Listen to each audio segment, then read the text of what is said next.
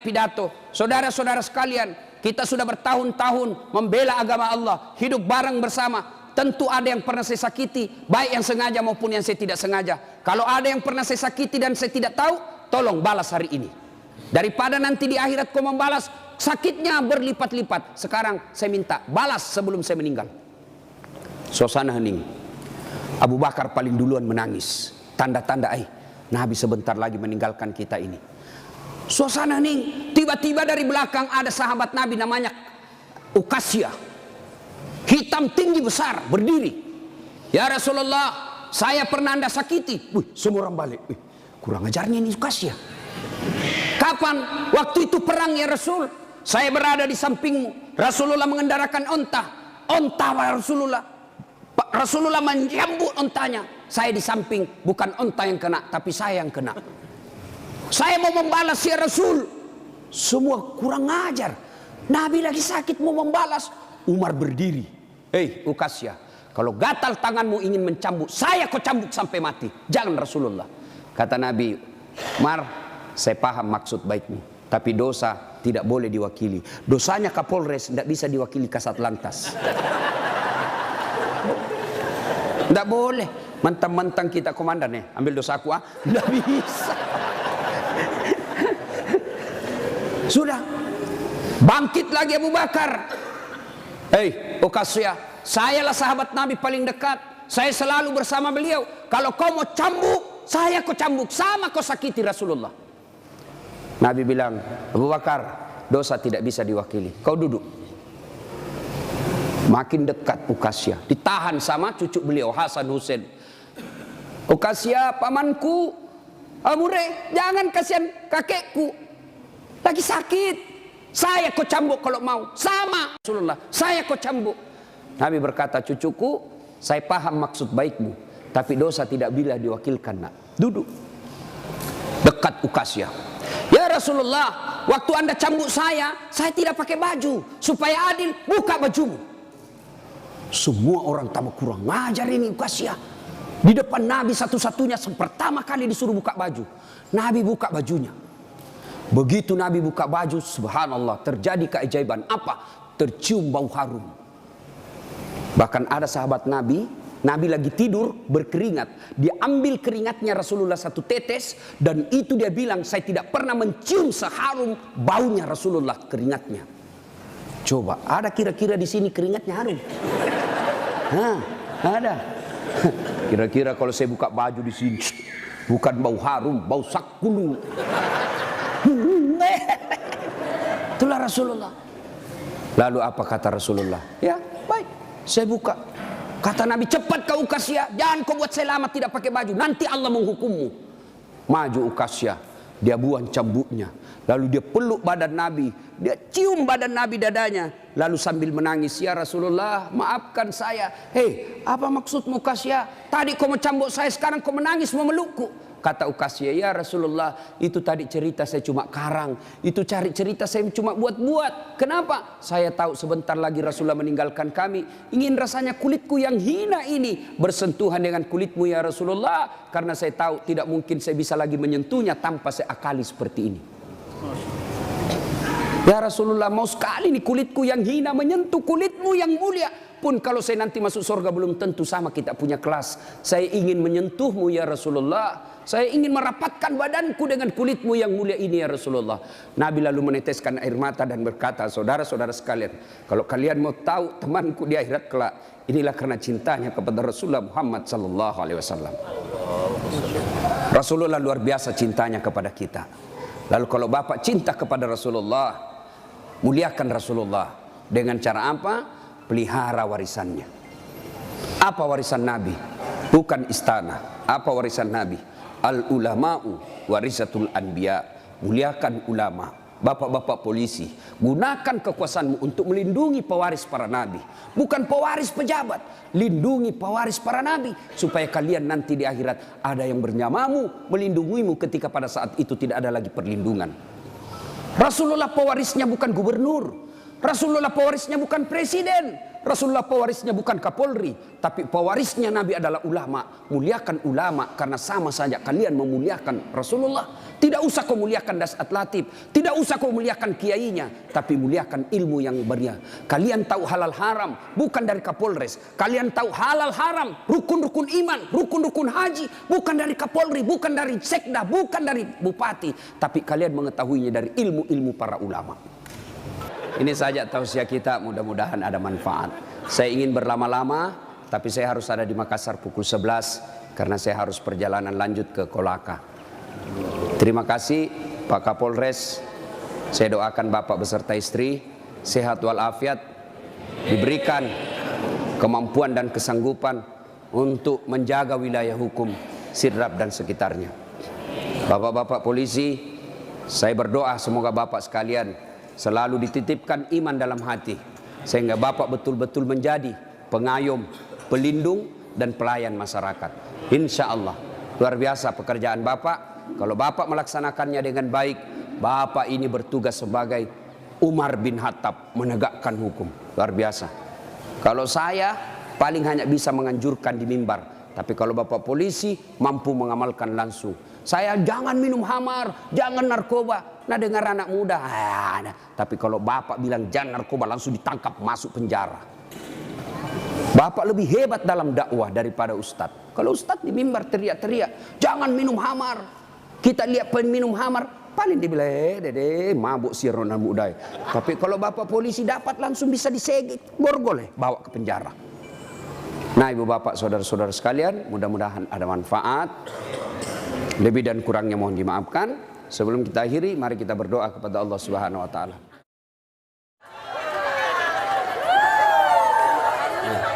Bu, serius Ibu. Ibu ngambil uang sogok misal 300.000. Ya. Lalu Ibu makan. 40 hari ke depan setelah makan uang haram itu, jangan Ibu mati. Kalau Ibu mati, maka Ibu mati dalam keadaan kafir. Kenapa ada barang sogok dalam perutnya? Sia-sia bermajelis taklim 30 tahun. Sia-sia mengaji selama 10 tahun kalau Ibu mau disogok. Bisa? Ayo, mari ciptakan Balikpapan pil caleg bersih dari sogok. Bisa? Bisa? Bu, jangan Ibu. Ibu tidak usah cemas soal perut. Allah yang ngatur rezekinya Ibu. Ibu ambil 300.000, berapa kali makan habis, dosanya dibawa sampai mati. Dan demi Allah, tidak ada orang mati kelaparan di Balikpapan. Kenapa? Allah yang jamin rezekinya Ibu. Percaya? Mana buktinya? Saya kasih contoh.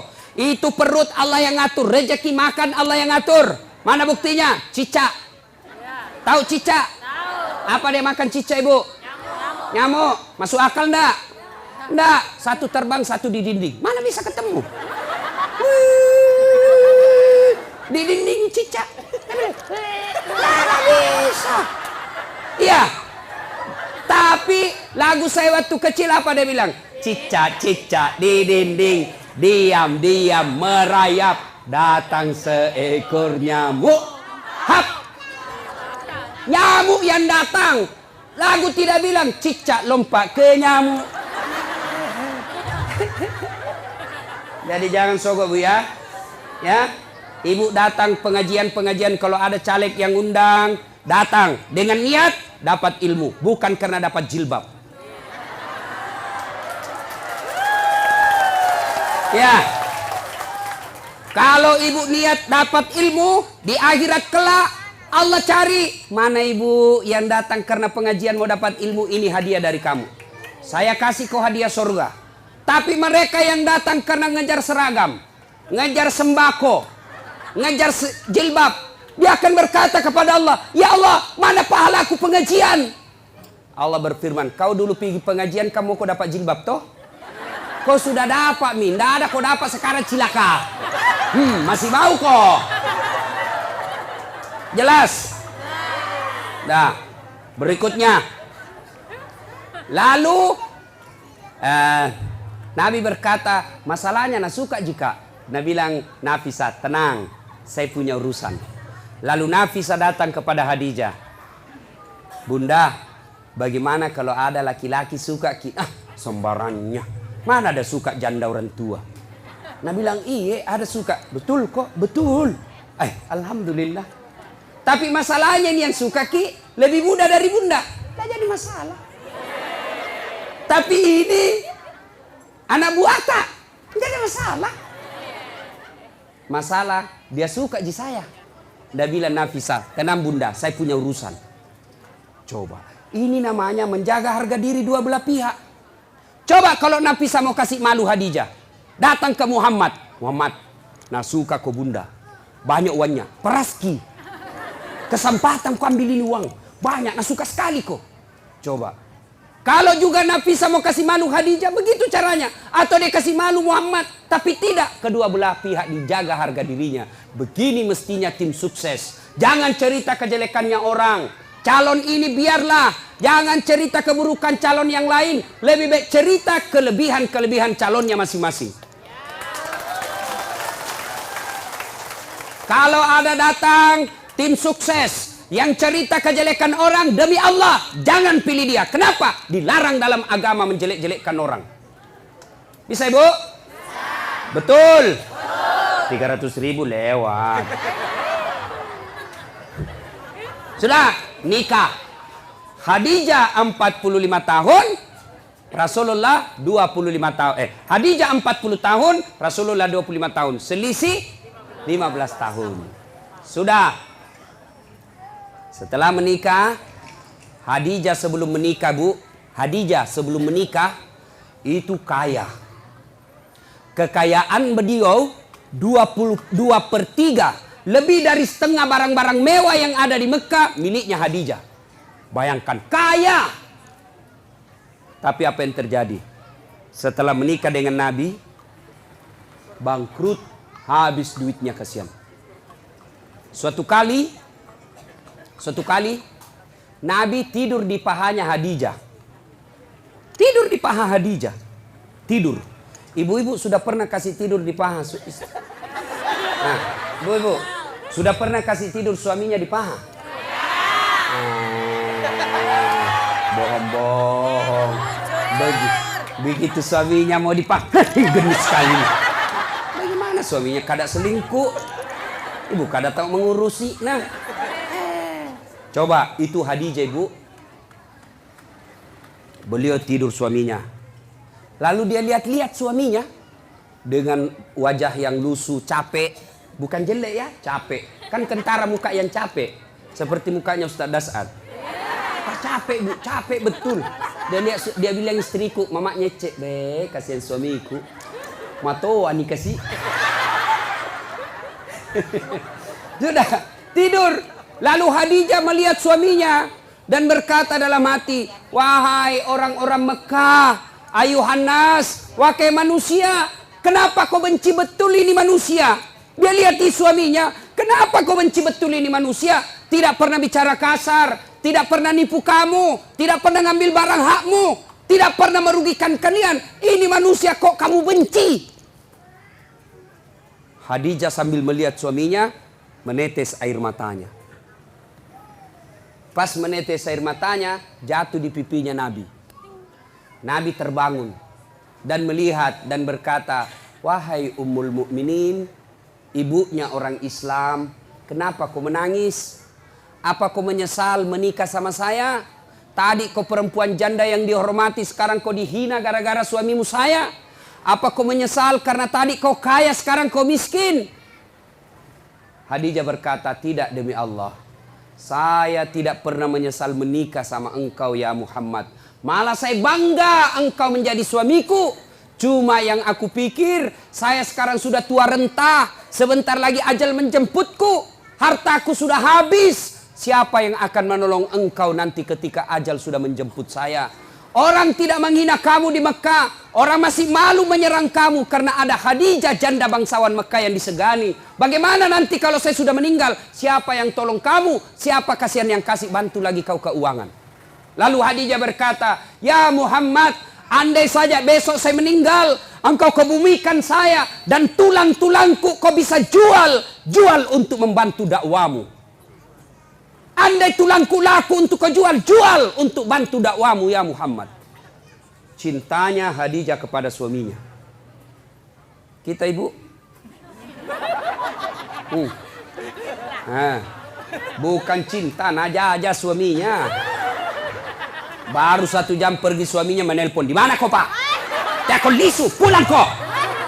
Awas kok ndak pulang kok. Ini. Nggak ada di sini.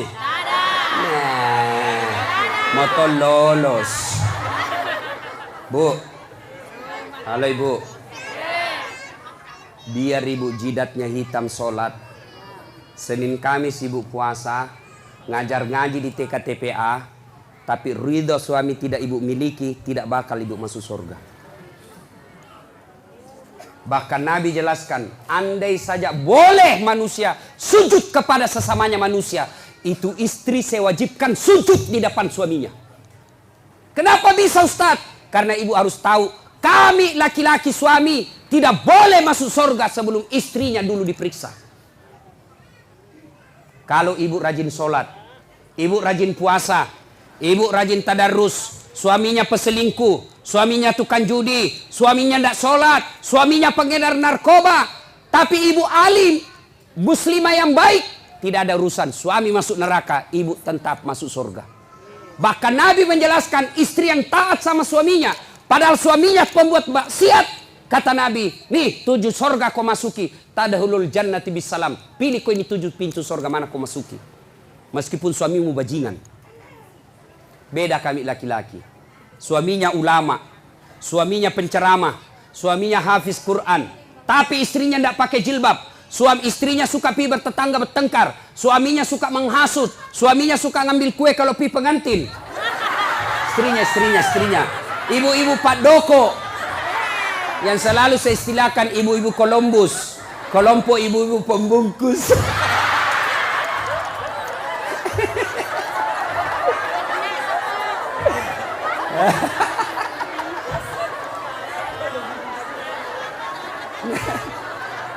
Pergi pengantin, nasa ngogiloi turung, pergi membantu padahal membantu kasih habis kue.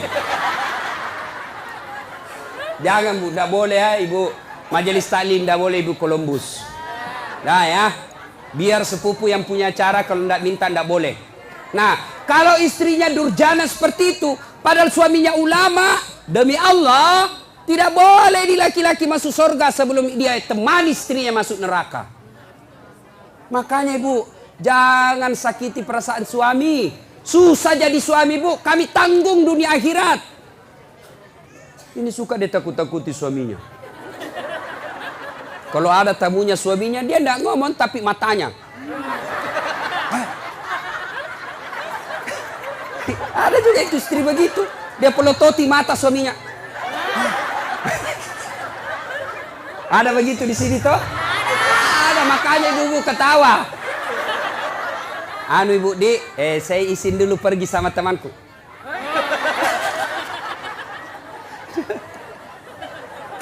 Nah, subhanallah, Hadijah, itulah Hadijah.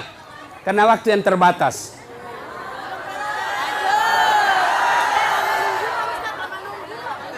Bu, berapa jam ibu menunggu? 4 jam. Kalau ibu menunggu ikhlas, itu yang nambah-nambah amal. Tidak ada yang sia-sia dalam Islam ibu. Tidak ada yang sia-sia. Menunggu dakwah itu amal. Ibu menunggu. Saya juga menunggu pesawat tadi. Coba sama-sama menunggu. Nah, sampai lagi tadi di pesawat di atas udara, lama dia putar-putar. Kubayangkan lagi mamanya cek. Bagaimana kalau saya mati? Siapa yang? Janda istriku masih muda. Coba. Sampai di sini langsung disuruh ceramah. Ibu cuma diam-diam ketawa.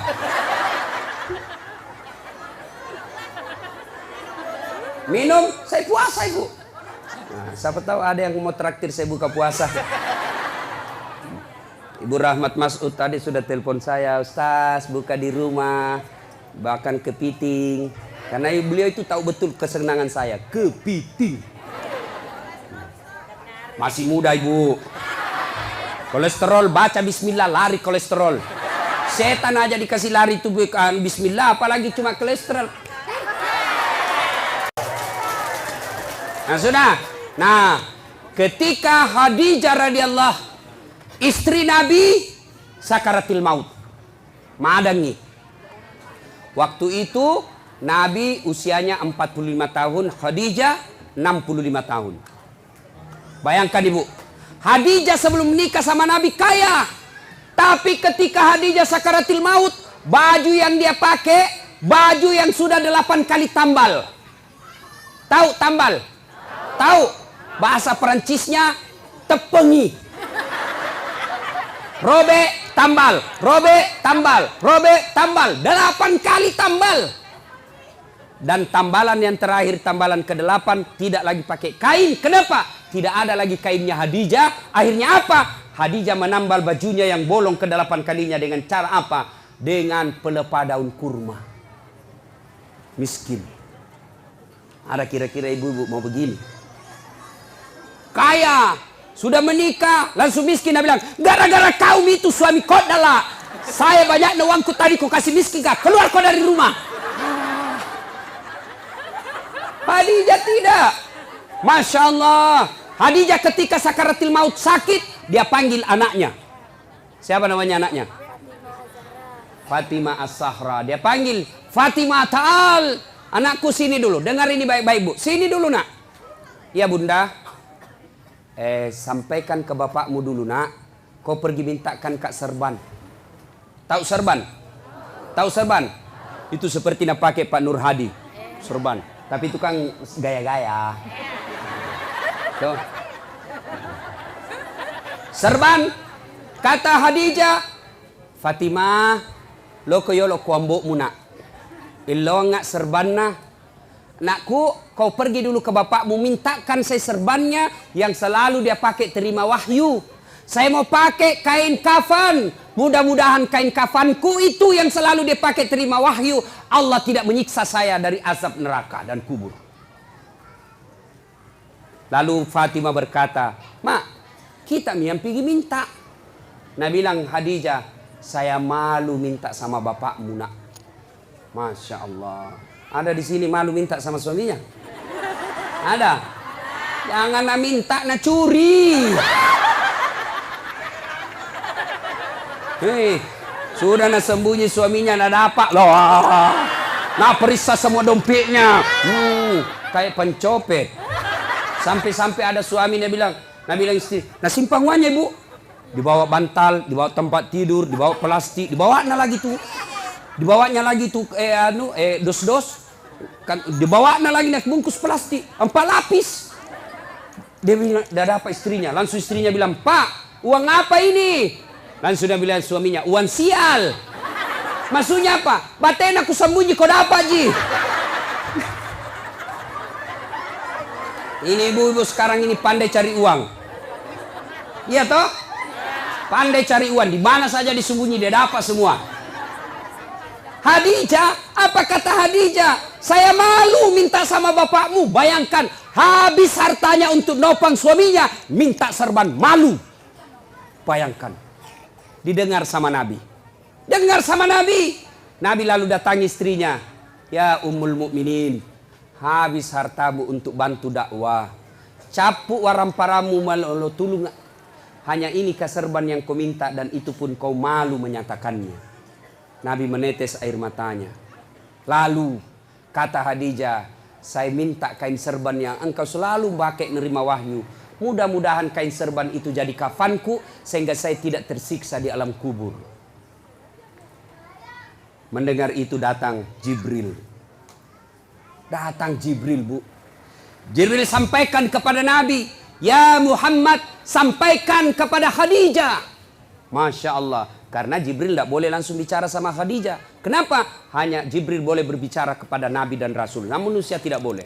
Jibril sampaikan kepada Nabi, ya Muhammad, sampaikan kepada Khadijah. Ada salam dari Allah untuk Khadijah. Masya Allah. Allah yang titip salam sama Khadijah bu. Luar biasa. Kita saja titip salam dari orang lain. Sudah senang. Saya bayangkan bu. Saya pernah terima ucapan selamat hari raya dari Pak Yusuf Kalla. Ucapan selamat hari raya.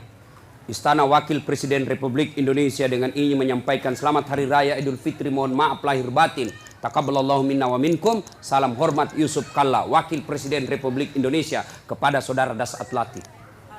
Seterima itu Bu, saya buka, saya kasih lihat semua sepupuku di kampung. Ita ko cule capok. Lihat kok sepupumu. Lihat kok. Itu baru manusia kita sudah bangga. Allah yang titip salam kepada Khadijah. Ya Muhammad, sampaikan ada salam dari Allah. Dan sampaikan kepada Khadijah, Allah sudah sediakan istana dalam surga. Subhanallah, sudah dalam surga istana lagi. Sampaikan kepada Khadijah, Allah sediakan istana untuk Khadijah yang terbuat dari mutiara. Tidak terbuat dari jamrud, tidak terbuat dari emas, tidak terbuat dari nikel. Terbuat dari apa? Nabi Jibril katakan terbuat dari mutiara. Kenapa? Khadijah punya sifat mutiara. Apa sifat mutiara? Ibu tahu mutiara? Hidup di dasar laut. Yang masuk ke dalam perutnya pasir. Yang masuk ke dalam tanahnya kerikil-kerikil. Tapi setelah masuk dalam perutnya Khadijah, perutnya mutiara, apa yang keluar? Tadi keluar pasir. Tadi keluar kerikil-kerikil batu. Apa yang keluar setelah dia buka cangkangnya? Apa yang keluar? Mutiara. Artinya Khadijah tidak pernah cerita keluhannya kepada orang lain. Ini yang ibu-ibu banyak miliki sekarang. Suka cerita kelemahannya, suka cerita masalahnya rumah tangga kepada orang lain. Bahkan lebih aneh lagi, dia cerita kelemahan suaminya di Facebook.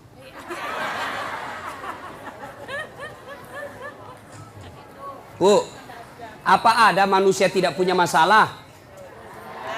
Ibu kira-kira yakin enggak Khadijah penuh dengan masalah dalam hidupnya? Khadijah banyak masalahnya dalam hidup. Beliau kadangkala melihat Rasulullah kelaparan. Di depannya lapar Rasulullah. Sampai pucat beberapa kali tidak makan. Beliau melihat dengan mata kepalanya. Rasulullah dihina oleh pamannya. Dilihat dengan mata kepalanya sendiri.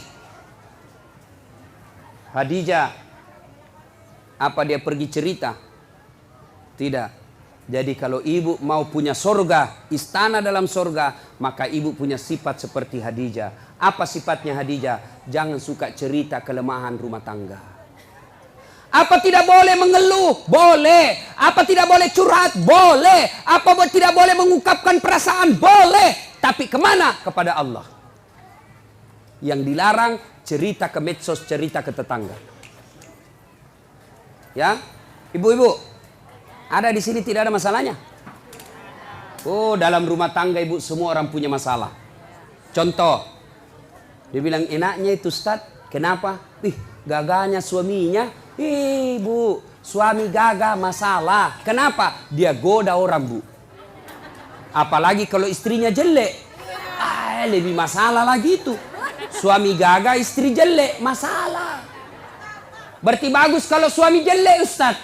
Suami jelek dihina orang. Kita lagi malu jalan sama dia. Duluan aja Pak, saya menyusul. Suami gagah, masalah. Suami jelek, masalah. Berarti bagus kalau tidak ada suami. Ya bagus Ibu. Nabi lagi ke orang Gasturi, gadis tua Republik Indonesia. Coba. Ayo, bagus kalau banyak suami. Lebih masalah lagi. Coba. Tidak ada orang tidak ada masalah. Dulu waktu mau menikah, apa masalahnya? Mudah-mudahan dapat jodoh. Dapat suami, ada masalah, selesai masalahnya? Tidak. Mau punya anak. Punya anak, selesai masalahnya? Tidak. Mau punya rumah. Sudah punya rumah, selesai masalahnya? Mau punya mobil. Punya mobil, selesai masalahnya? Tidak. Bayar cicilannya. Maka Khadijah pun demikian. Tapi Khadijah ketika ada masalahnya, beliau ngadu kepada Allah. Kita ada masalah, mana? Ambil HP. Update status. Dia cerita semua jeleknya suaminya. Tidak kusangka kau begitu. Waktu kau dulu melamar saya begitu sopan. Sekarang kau kasarnya minta ampun. Semua teman Facebooknya tahu. Dia pergi cerita sama tetangganya. Suamiku kok gini ya. Dulu waktu masih di Pinang saya, dia pacari saya. Sopannya, hati-hati dek. Pelan-pelan dek. Ada batu di depan, hati-hati.